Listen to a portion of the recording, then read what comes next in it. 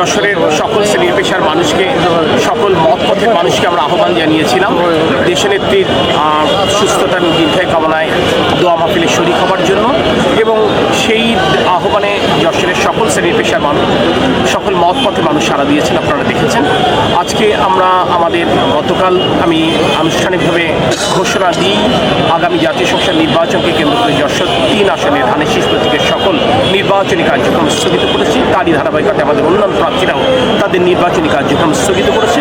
এখন আমাদের মূল ফোকাস হচ্ছে আমরা জেলা থেকে উপজেলা, উপজেলা থেকে ইউনিয়ন, ইউনিয়ন থেকে ওয়ার্ড পর্যায় পর্যন্ত আমরা প্রতিটি জায়গায় আমরা দেশনেত্রী বেগম খালেদা জিয়ার জন্য দোয়া মাহফিলের আয়োজন করব। বিভিন্ন মাদ্রাসা, এতিমখানাতে আমরা দুস্থদের জন্য, এতিমদের জন্য খাবার ব্যবস্থা করব এবং বিভিন্নভাবে সৃষ্টিকর্তা আল্লাহ পাকের আনুকূল্য আমরা প্রার্থনা করবো যাতে করে আল্লাহ পাক আমাদের প্রিয় নেত্রীর উপর রহম করেন, যাতে করে তাকে সুস্থতা নিয়ামত দান করেন।